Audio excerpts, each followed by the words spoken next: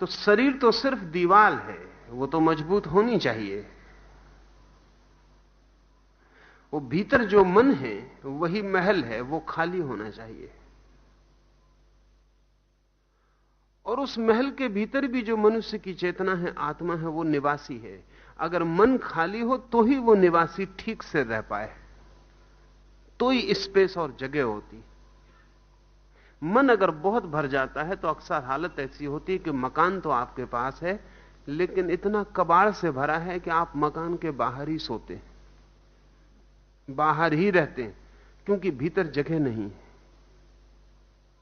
अगर हम एक ऐसे आदमी की कल्पना करें जिसके पास बड़ा महल है लेकिन सामान इतना है कि भीतर जाने का उपाय नहीं, तो बाहर बरामदे में ही निवास करता है।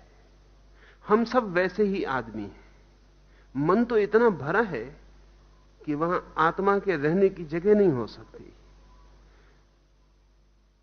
बाहर ही भटकना पड़ता है। जब भी भीतर जाएंगे तो आत्मा नहीं मिलेगी, मन ही मिलेगा। कोई विचार, कोई वृत्ति, कोई वासना मिलेगी, क्योंकि इतना भरा है सब। घर के भीतर जाते हैं तो फर्नीचर तो मिलता है, मालिक नहीं मिलता। लाओस से कहता है जो ज्ञानी हैं वो कहते हैं शरीर तो भरा पूरा हो, पुष्ट हो, मन खाली हो, मन ऐसा हो जैसे है ही नहीं।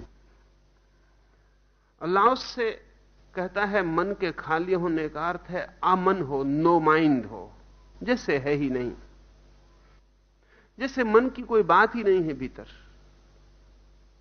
उस खाली मन में ही जीवन की परम कला का आविर्भाव होता है और जीवन के परम दर्शन होने शुरू होते हैं।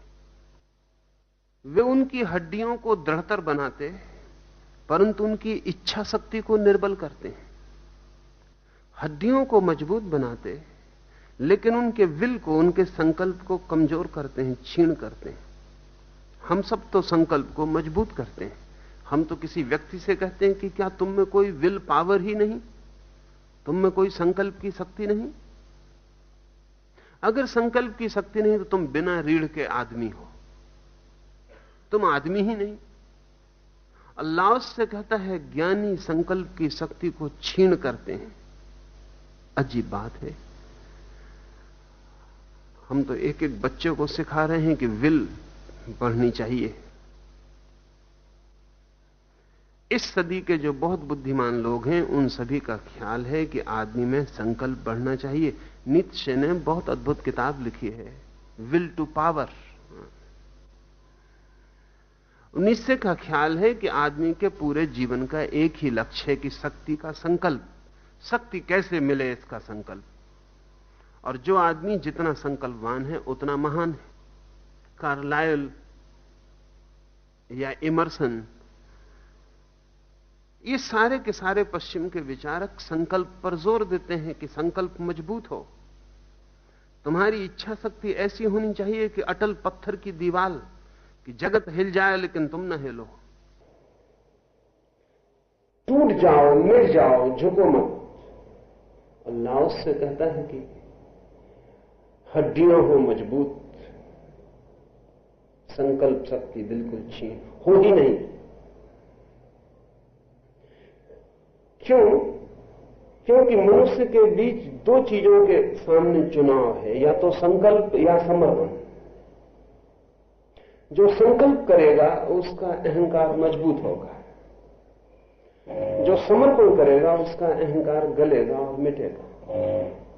जो संकल्प के रास्ते से चलेगा वो अपने पर पहुंचेगा, और जो समर्पण के रास्ते से चलेगा वो परमात्मा पर पहुंचता है। परमात्मा तक पहुंचना हो तो छोड़ देना पड़ेगा अपने को, और स्वयं के मैं को मजबूत करना हो तो फिर पकड़ लेना पड़ेगा अपने को। तो शरीर चाहे मिट जाए, हड्डियां चाहे टूट जाएं, संकल्प ना टूटे। ऐसा हम सबकी व्यवस्था है। इसको हम सीधी व्यवस्था कहते हैं, क्योंकि हम कहते हैं कैसे कमजोर आदमी हो, लड़ नहीं सकते, जूझ नहीं सकते, शक्ति नहीं तुम में कोई। अल्लाह से कहता है यह शक्ति होनी ही नहीं चाहिए। नहीं, ऐसा नहीं कि तुम टूट जाओ लेकिन झुको मत। लाओस से कहता है तुम ऐसे हो कि तुम्हें पता ही ना चले कि तुम कब झुक गए। हवा को पता भी ना चले कि तुमने रेसिस्ट किया, कि तुमने थोड़ा भी प्रतिरोध किया। हवा आए कि तुम पहले ही झुक जाओ, जिससे घास के छोटे छोटे तिनके झुक जाते हैं, अड़ियल वृक्ष अकड़ के खड़े रह जाते हैं, तूफान से टक्कर लेते हैं, छोटे पौधे झुक जाते हैं। और बड़ा मजा यह कि छोटे पौधे तूफान को जीत लेते हैं और बड़े पौधे तूफान से मर जाते हैं। लाओस से कहता है अगर तुम लड़ोगे तो हारोगे, क्योंकि जिससे तुम लड़ रहे हो तुम्हें पता नहीं वो कौन है। एक एक व्यक्ति जब भी लड़ रहा है तो अनंत शक्ति से लड़ रहा है। हमारे चारों ओर जो अनंत निवास कर रहा है हम उससे ही लड़ रहे हैं। लाओस से कहता है लड़ो मत, लड़ो ही मत, लड़ने का सवाल ही ना उठे। तुम अपने को इतना अलग ही मत मानो कि तुम्हें लड़ना भी है। तुम गिर जाओ, तुम तूफान के साथी हो जाओ, कोऑपरेट विथ इट, उसका सहयोग करो। तूफान पता ही नहीं चलेगा कि तुम्हारे पास से कैसे गुजर गया, और तूफान के गुजर जाने के बाद तुम पाओगे कि तुम्हें तूफान ने छुआ भी नहीं, और तुम पाओगे तुम्हारी शक्ति का इंच भर भी नष्ट नहीं हुआ, क्योंकि तुम लड़े ही नहीं।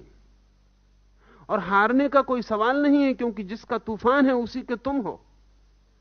वो जो लड़ने आया था, तुम्हें लगा था कि लड़ने आया है, वो लड़ने आया नहीं था, तुम्हारे संकल्प की वजह से तुम्हें लगा था कि लड़ने आया है। तुम लड़ने को उत्सुक थे, इसलिए तुमने उसे शत्रु की तरह व्याख्या कर ली, अन्यथा कोई व्याख्या की जरूरत न थी। इसे थोड़ा समझें, सच में कोई शत्रु होता है या हम व्याख्या करते हैं कि वो शत्रु है? और व्याख्या हम क्यों करते हैं? हम व्याख्या इसलिए करते हैं कि हम लड़ना चाहते हैं। अगर मैं लड़ना ही नहीं चाहता तो एक बात निश्चित है कि मैं शत्रु की व्याख्या नहीं करूंगा कि कोई शत्रु है। लड़ना चाहता हूं तो शत्रु को निर्मित करूंगा। सब शत्रुता संकल्प से निर्मित होती, सब संघर्ष संकल्प से निर्मित होता है। लाओस से कहता तुम तो ऐसे हो जाओ जैसे हो ही नहीं। जैसे तलवार हवा से निकल जाती है, हवा कहीं कटती नहीं, क्योंकि हवा रेसिस्ट नहीं करती। पानी से तलवार गुजार देते हो, पानी कटता नहीं, तलवार काट भी नहीं पाती कि पानी जुड़ जाता है, क्योंकि पानी रेसिस्ट नहीं करता, वो प्रतिरोध नहीं करता। तुम भी लड़ो मत। लाओस से कहता तुम भी हवा पानी जैसे हो जाओ, काटने वाली शक्ति को गुजर जाने दो। तुम अगर न लड़ोगे तुम उसके गुजरते ही पाओगे कि जुड़ गए हो, तुम टूटे ही नहीं, तुम खंडित ही नहीं हुए। अगर तुम लड़े तो तुम टूट जाओगे। संकल्प को हम जैसा आदर देते हैं, लाओस से ठीक उससे विपरीत उसकी व्याख्या करता है। हम आदर देंगे क्योंकि हमारा सारा जीवन का ढांचा अहंकार पर निर्मित है, महत्वाकांक्षा पर खड़ा है। दौड़ना है, कहीं पहुंचना है, कुछ पाना है, धन यश पद मर्यादा कुछ उपलब्ध करना है, किन्हीं से कुछ छीनना है, किन्हीं को कुछ हमसे न छीन लें इससे रोकना है। जीवन हमारा एक संघर्ष है, हमारे देखने का ढंग संघर्ष का ढंग। झुकना नहीं, दुके तो भारी ग्लानि होगी। लाओस से कहता है ये जीवन के सोचने का ढंग बीमारी में ले जाता है, रुग्णता में ले जाता है। तुम ऐसे हो जाओ जैसे हो ही नहीं। ये जो न होने जैसा होना है वहां संकल्पना होगा।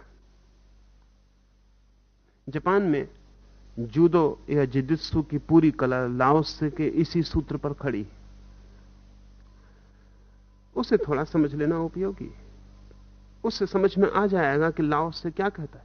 अगर मैं आपको घूंसा मारूं तो जो स्वाभाविक प्रतिक्रिया मालूम होती है वो ये है कि आप मेरे घूंसे का विरोध करें। विरोध दो तरह का होगा। अगर आपको मौका मिला तो आप मेरे घूंसे को रोकेंगे या घूंसे के जवाब में घूंसा उठाएंगे। अगर मौका न मिला फिर भी घूंसा जब आपके शरीर पर पड़ेगा तो आपके शरीर के रग रेशे से प्रतिरोध उठेगा, आपकी मांसपेशियां, आपके स्नायु सब सख्त होकर घूंसे को रोकेंगे कि भीतर तक चोट न पहुंच जाए। आपकी हड्डियां कड़ी हो जाएंगी, आपका शरीर भिज जाएगा, खिंच जाएगा, ताकि सख्ती से आप दीवार बना लें और घूंसे की चोट भीतर न पहुंच पाए। जूडो की कला इससे बिल्कुल उल्टी है, और जूडो की कला से बड़ी कोई कला नहीं है युद्ध के मामले में। और जूडो का थोड़ा सा जानकार भी आपके बड़े से बड़े पहलवान को क्षण भर में चित्त कर देगा, और चित्त कर देगा इस तरकीब से कि लड़ेगा नहीं। जूडो की कला यह कहती है कि जब तुम्हें कोई घूंसा मारे तो तुम घूंसे को पी जाओ, कोऑपरेट विथ इट, तुम उससे लड़ो मत। जब तुम पर कोई घूंसा मारे तो तुम ऐसे हो जाओ जैसे कि तुम एक तकिए जैसे हो, घूंसा तुम पर लग गया और तुम पी गए। फर्क समझ लें, घूंसे के विरोध में प्रतिरोध और घूंसे को पी जाने का। घूंसा आपके ऊपर मारा गया है, आप सहयोग करो और घूंसे को पी जाओ, उससे कहीं भी लड़ो मत, किसी तल पर भी। और जूडो कहता है घूंसे मारने वाले का हाथ टूट जाएगा। घूंसे मारने वाले का हाथ टूट जाएगा, क्योंकि घूंसा मारने वाला बहुत शक्ति और बहुत संकल्प से मार रहा है। और अगर आपने बिल्कुल जगह दे दी तो उसकी हालत ठीक वैसे हो जाएगी जैसे एक रस्सी को पकड़ के आप खींच रहे हो, मैं खींच रहा हूं और मैंने रस्सी छोड़ दी। मैंने खींचा ही नहीं, मैंने प्रतिरोध ना किया, मैंने कहा आप खींचते हो ले जाओ, तो आप गिर पड़ोगे। जूडो की कला कहती है मारो मत, जब कोई मारे तो उसके सहयोगी हो जाओ, उसको दुश्मन मत मानो, मानो कि जैसे वो अपने ही शरीर का एक हिस्सा है।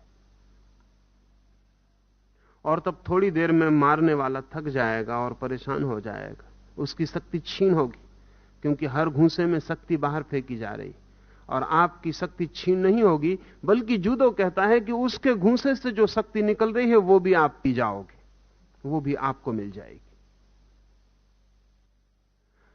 5 मिनट के भीतर जूडो का ठीक से जानने वाला आदमी किसी भी तरह के आदमी को परास्त कर देता है। परास्त करना नहीं पड़ता, वो परास्त हो जाता है। एक बहुत प्रसिद्ध कथा है जूडो की, एक बहुत बड़ा तलवारबाज, एक बड़ा स्वार्ट्समैन, वो इतना बड़ा तलवारबाज है कि जापान में उसका कोई मुकाबला नहीं।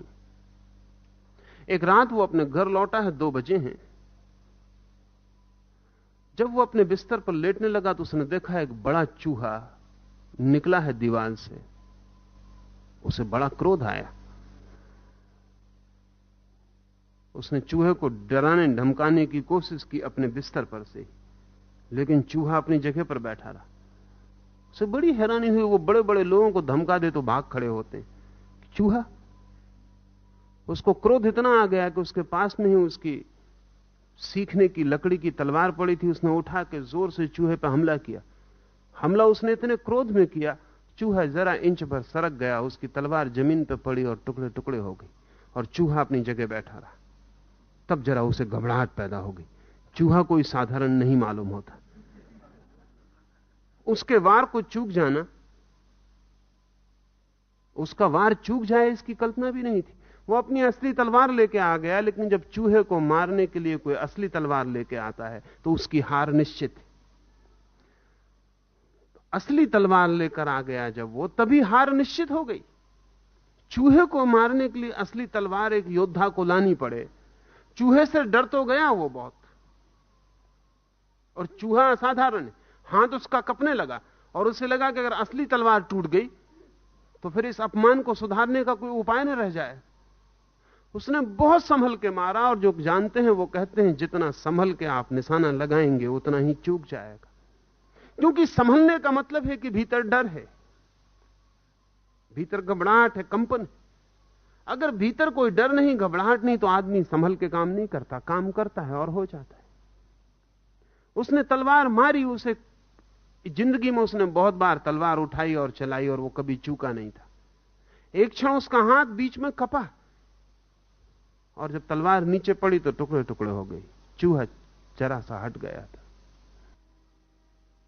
उस तलवारबाज की समझ के बाहर हो गई बात, उसने होश खो दिया।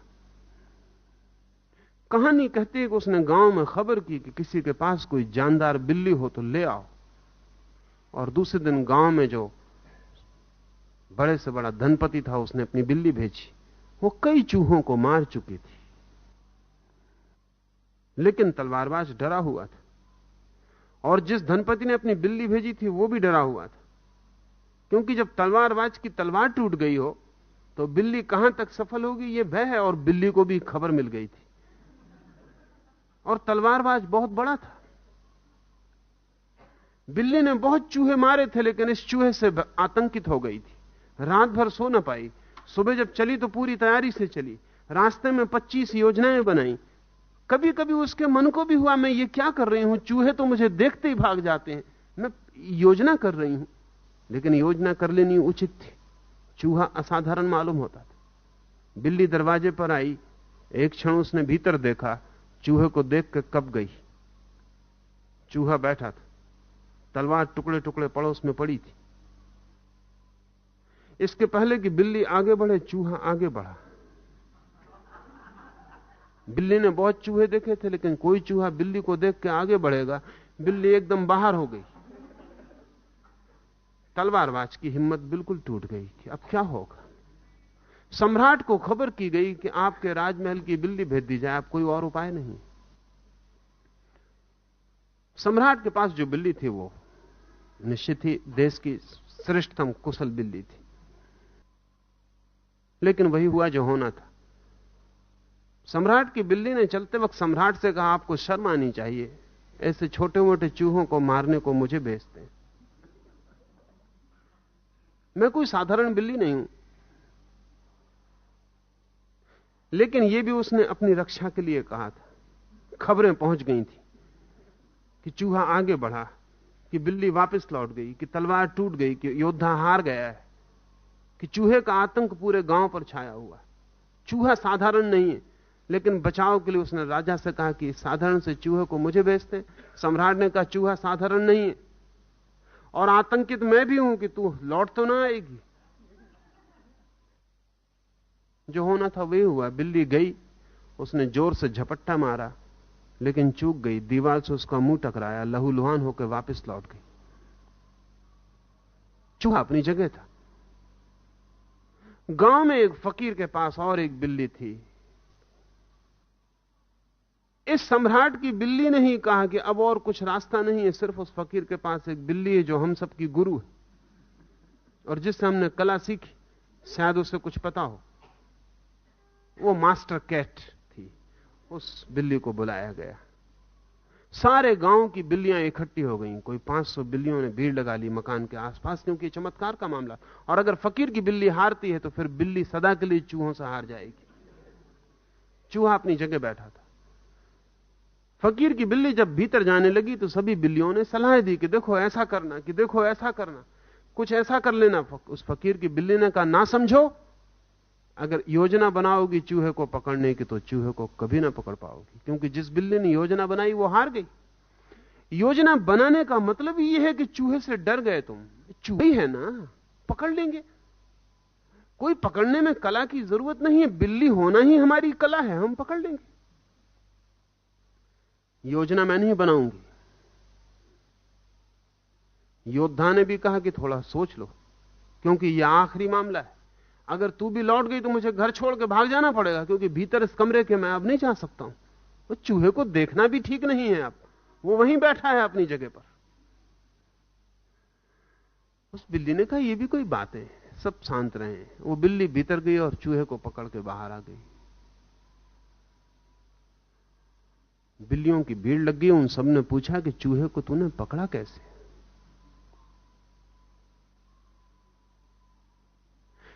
क्या है तरकीब?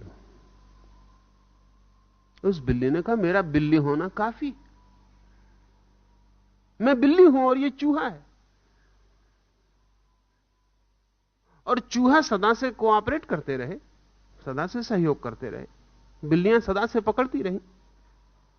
ये हम दोनों का स्वभाव है कि मैं बिल्ली हूं और ये चूहा है, ये पकड़ा जाएगा और मैं पकड़ लूंगी।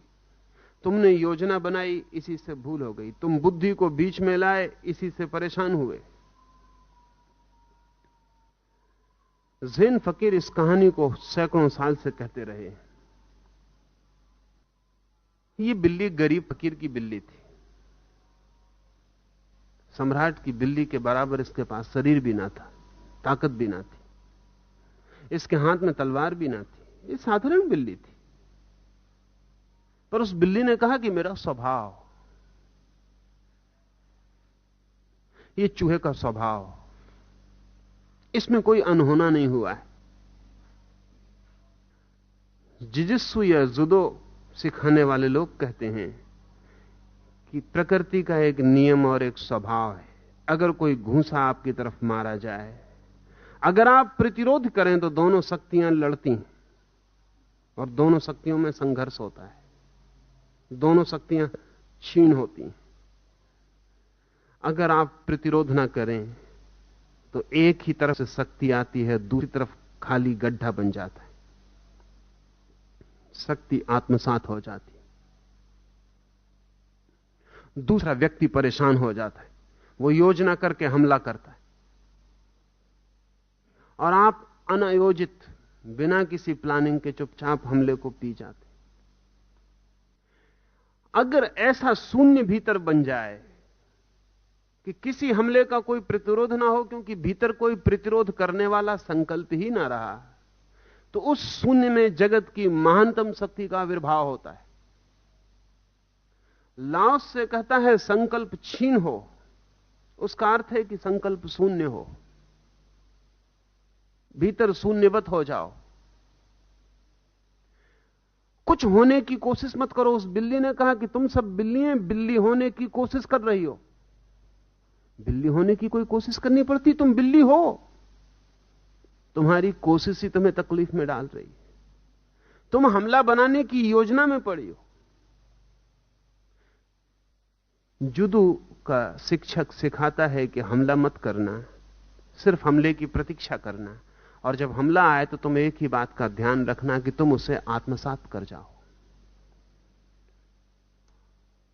और अगर कोई गाली दे और आप गाली को आत्मसात कर जाएं, तो जिसने गाली दी है वो कमजोर हो जाता है। करें और देखें। और जिसने गाली चुपचाप पी ली है, दबाई नहीं, दबाना नहीं है, पी ली, जैसे कोई ने प्रेम का उपहार दिया, ऐसा पी ली, आत्मसात कर ली, समा ली, अपने में एब्जॉर्ब कर ली, गड्ढा बन गया। तो गाली देने में जितनी शक्ति उस व्यक्ति की व्यय हुई, उतनी शक्ति इस व्यक्ति को मिल गई। और जब गाली देने वाला पाता है कि विरोध में गाली नहीं उठी, तो इतना परेशान हो जाता है जिसका कोई हिसाब नहीं। जब आप विरोध में गाली दे देते हैं तो परेशान नहीं होता, क्योंकि ठीक है, अपेक्षा यही थी कि आप गाली देंगे उत्तर में। लेकिन जब आप गाली नहीं देते हैं तब परेशान हो जाता है, और दुगने वजन की गाली खोज के लाता है और जोर से हमला करता है।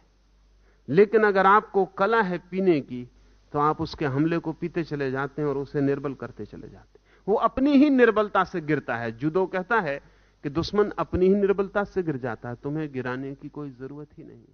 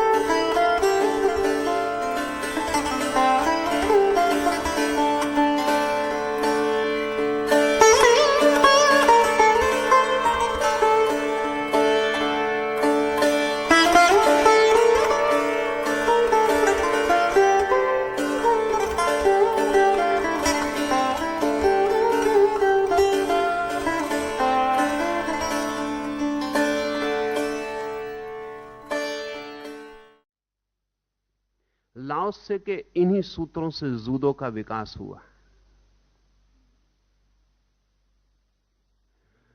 और लाओत्से के इन्हीं सूत्रों से और बुद्ध के विचार के सम्मिलन से ज़ेन का जन्म हुआ। बुद्ध का विचार भारत से चीन पहुंचा और चीन में लाओत्से के विचार की परत वातावरण में थी। इन दोनों के संगम से एक बहुत ही नई तरह की चीज दुनिया में पैदा हुई, ज़ेन। बुद्ध ने भी कहा था बहुत और अर्थों में, किसी और तल पर, कि मैं अपने भीतर के शत्रुओं से लड़ लड़ के हार गया और न जीत पाया। और जब मैंने भीतर के शत्रुओं से लड़ना ही बंद कर दिया और जीतने का ख्याल ही छोड़ दिया, तो मैंने पाया कि मैं जीता ही हुआ हूं। और जब लाओत्से के इन सूत्रों से बुद्ध के इन विचारों का तालमेल बना, तो एक बिल्कुल ही नया विज्ञान पैदा हुआ। वो विज्ञान है बिना लड़े जीतने का। वो विज्ञान है लड़ना ही नहीं और जीत जाना, संघर्ष नहीं और विजय, संकल्प नहीं और सफलता। हम सोच ही नहीं सकते, क्योंकि हम तो सोचते हैं जहां भी संकल्प होगा वहीं सफलता है, जहां संघर्ष होगा वहीं विजय है, जहां युद्ध होगा वहीं तो पुष्पहार पहनाए जाएंगे जीत के। तो लाओत्से से उल्टा मालूम पड़ेगा। वो कहता हड्डियां तो मजबूत हो लेकिन संकल्प शून्य हो। क्यों? हड्डियां और संकल्प में क्यों फर्क कर रहा है? अगर आपके ऊपर मैं हमला करूं तो हड्डियां इतनी मजबूत होनी चाहिए कि हमले को पी सकें। हड्डियों का मतलब है आपके पास जो भी पीने का संरचना है, स्ट्रक्चर है, वो इतना मजबूत होना चाहिए कि पी जाए।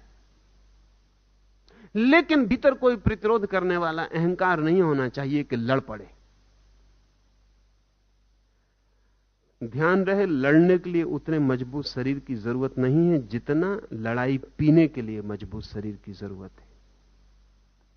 कमजोर शरीर वाला भी लड़ सकता है, और अक्सर ऐसा होता है कि कमजोर हो शरीर और दिमाग हो पागल तो खूब लड़ सकता है। कोई शरीर की कमजोरी से लड़ने में बाधा नहीं पड़ती। शरीर की कमजोरी लड़ने में बाधा नहीं, बल्कि सच्चाई तो यह है कि कमजोर शरीर लड़ने को बहुत आतुर होता है। सुना है मैंने कि हांगकांग में पहली दफा जो अमेरिकन उतरा, उसने हांगकांग के बंदरगाह पर 2 चीनियों को लड़ते देखा। लाओत्से की परंपरा से ही जुड़े हुए अनेक परंपराएं चीन में विकसित हुई। वो 10 मिनट तक खड़ा होकर देखता रहा कि वो बिल्कुल एक दूसरे के मुंह के पास मुंह ले आते हैं, घूंसा उठाते हैं, एक दूसरे की नाक तक घूंसा ले जाते हैं, बड़ी गालियां देते हैं, बड़ी चीख पूर मचाते हैं, लेकिन हमला नहीं होता। 10 मिनट में वो थोड़ा हैरान हुआ कि किस प्रकार की लड़ाई। उसने अपने गाइड को पूछा कि क्या हो रहा है, क्योंकि उसको समझ में नहीं आया कि लड़ाई हो रही। क्योंकि लड़ाई कैसी? इतने निकट घूंसे पहुंच जाते हैं और वापस लौट जाते हैं, ये कोई खेल हो रहा है। उस गाइड ने कहा कि ये चीनी ढंग की लड़ाई है, चाइनीज वे ऑफ फाइटिंग। कहा कि लेकिन फाइट तो हो ही नहीं रही, लड़ाई तो हो ही नहीं रही। 10 मिनट से मैं देख रहा हूं, इतने निकट दुश्मन हो और घूंसा इतने करीब आ जाता हो, फिर वापस क्यों लौट जाता? तो उस गाइड ने कहा कि 2500 साल से इस मुल्क में एक ख्याल है कि जो पहले हमला करे वो कमजोर, वो हार गया। तो ये दोनों प्रतीक्षा कर रहे हैं, जो पहले हमला करे वो कमजोर, वो हार गया। उसने काबू पहले खो दिया, वो कमजोरी का लक्षण है। तो ये सब भीड़ भी खड़े होकर ये देख रहे, देखें कौन हारता है। और हार का लक्षण ये होगा कि हमला हुआ कि भीड़ हट जाएगी, बात खत्म हो गई, फलां आदमी हार गया जिसने हमला किया पहले। और ये दोनों एक दूसरे को उकसा रहे हैं कि हमला करो। अब इसमें कौन हारता है ये देखना है। और हार का बड़ा अजीब सूत्र है, वो जो हमला करेगा वो हार गया। ये लाओत्से की धारणा है कि कमजोर हमला पहले कर देता है। मैंने कल मैकियावेली का नाम लिया आपसे। और मैकियावेली और लाओत्से में बड़ी समान अंतर बातें हैं। मैकियावेली कहता है सुरक्षा का सबसे बड़ा उपाय पहले हमला कर देना है। The best way to defend is to attack first. अगर सुरक्षा चाहते हो तो पहले ही हमला कर दो। वो ठीक कह रहा है। वो ठीक इसलिए कह रहा है कि इतनी देर मत करो, हमला पहले ही कर दो। अगर कमजोर भी पहले हमला कर दे मैकियावेली के हिसाब से, तो उसके जीतने की संभावना बन जाएगी। वो आगे हो गया। और मैकियावेली जो संदेश दे रहा है वो कमजोरों के लिए दे रहा है। असल में सुरक्षा कमजोर के लिए ख्याल है। लाओत्से कहता है कि हमला आए तो पी जाओ। हमला करने का तो सवाल ही नहीं, पहले क्या पीछे भी करने का सवाल नहीं, उसे आत्मलीन कर लेना है। ऐसा हो सके कि शरीर हो स्वस्थ, मन हो शून्य, हड्डियां हो मजबूत, मकान की दीवारें हो सुदृढ़, और भीतर मालिक हो जैसे नहीं। तो लाओत्से कहता है परफेक्ट मैन, पूर्ण आदमी का जन्म होता है, पूर्ण मनुष्य का जन्म होता है। यह धारणा उल्टी है हमारे सबके हिसाब में। यह धारणा उल्टी है, और यह उल्टी इसलिए दिखाई पड़ती रहेगी कि हमारे सोचने के सारे मापदंड लाओत्से से बिल्कुल विपरीत है। हम कहेंगे यह कमजोरी है, कायरता है कि कोई हमला करे और तुम जवाब ना दो। हम कहेंगे यह कायरता है कि कोई हमला करे और तुम जवाब ना दो। जिंदगी पुकारे लड़ाई के लिए और तुम खड़े रह जाओ, कि तूफान चुनौती दें और तुम लेट जाओ, कि नदी बहाने लगे तुम्हें और तुम बह जाओ और उल्टे ना बहो। नसरुद्दीन को खबर दी है उसके घर के आसपास के पड़ोसियों ने कि तू भाग जल्दी, तेरी पत्नी नदी में गिर पड़ी। पूर है तेज, वर्षा के हैं दिन, धार है कड़ी, और डर है कि पत्नी शीघ्र ही सागर में पहुंच जाएगी। तू भाग। नसरुद्दीन भागा। तट पर बहुत भीड़ इकट्ठी हो गई। वो नदी में कूदा और उल्टी धार की तरफ तैरने लगा। उल्टी तरफ, सागर की तरफ दौड़ रही है नदी, वो उल्टी तरफ नदी के उद्गम की तरफ जोर से तैरने लगा। तेज है धार, तैर भी नहीं पा रहा। लोगों ने चिल्लाया, पागल नसरुद्दीन, कोई नदी में गिर जाए तो उल्टी तरफ नहीं बहता। तेरी पत्नी नीचे की तरफ गई होगी। उन्होंने कहा कि माफ करो, मेरी पत्नी को मैं तुमसे अच्छी तरह जानता हूं, वो सदा उल्टे काम करती रही, वो कभी नीचे की तरफ नहीं बह सकती, उसे मैं भली भांति पहचानता हूं। 30 साल का हमारा उसका सत्संग। अगर तुम ये कहते हो कि सभी लोग नदी में गिर के नीचे की तरफ बहते हैं, तो मेरी पत्नी ऊपर की तरफ बही होगी। लाओत्से और हमारे बीच ऐसे ही उल्टे नाते हैं, इसलिए लाओत्से को समझना मुश्किल हो जाता है। लाओत्से को समझना मुश्किल हो जाता है क्योंकि हमारे तर्क की व्यवस्था में, उसकी तर्क की व्यवस्था में बड़ा उल्टापन है। हम कहते हैं कायरता, और लाओत्से कहता है शक्ति। वो कहता है जितनी बड़ी शक्ति है उतनी ही लड़ने की आतुरता कम होगी। अगर शक्ति पूर्ण है तो लड़ाई होगी ही नहीं। ऐसा समझे हम परमात्मा के द्वार पर जाके हम गाली दे रहे हैं, कोई उत्तर नहीं मिलता। और नास्तिक हजारों साल से खंडन करते रहे हैं, एक भी बार ऐसा नहीं हुआ कि परमात्मा एक आध बात तो कह देता कि मैं हूं। इतने दिन से लंबा विवाद चलता है, एक आध बार तो उसको इतना तो ख्याल आ जाना चाहिए था कि बड़ी कायरता होगी, एक दफा तो कह दूं कि मैं हूं। नहीं, वो चुप है। लाओत्से कहता है वो इसलिए चुप है कि वो परम शक्ति है, प्रतिरोध वहां नहीं है। अगर नास्तिक कहता है तुम नहीं हो, तो परमात्मा से भी प्रतिध्वनि आती है कि नहीं हूं, कोऑपरेट कर जाता है, उसके साथ भी सहयोग कर देता है, उससे भी विरोध नहीं है।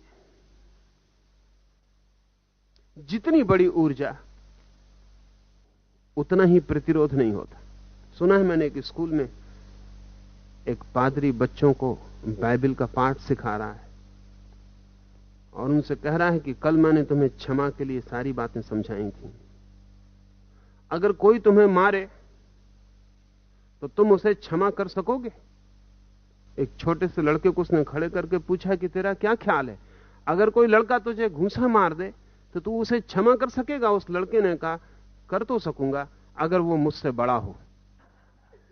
कर तो सकूंगा अगर वो मुझसे बड़ा हो, छोटे को करना जरा मुश्किल पड़ जाएगा। असल में हम सबकी मनोदशा ऐसी ही है। जिसको हम दबा सकते हैं हम दबा देते हैं, जिसको हम सता सकते हैं उसे हम सता देते हैं, जिसको हम चोट पहुंचा सकते हैं उसे हम चोट पहुंचा ही देते हैं। जिसे हम नहीं पहुंचा सकते तब हम बड़े सिद्धांतों की बात कर लेते हैं। लाओस से कह रहा है कि तुम्हारे भीतर वो बिंदु ही ना रह जाए जो छोटे बड़े को सोचता है, इसके साथ उसके साथ सोचता है, इस स्थिति में क्या करूं उस स्थिति में क्या करूं सोचता है। वो बिंदु ही ना रह जाए, तुम्हारे भीतर संकल्प ही ना रह जाए। लाओसे को अगर एक छोटा बच्चा भी चांटा मार दे तो भी जवाब नहीं देगा, और एक सम्राट भी हमला बोल दे तो भी जवाब नहीं देगा। इस सूत्र को ठीक से ले लें तो साधना का बड़ा सूत्र है। कभी छोटा सा प्रयोग करके देखें, एक 7 दिन के लिए अप्रतिरोध का, नॉन रेसिस्ट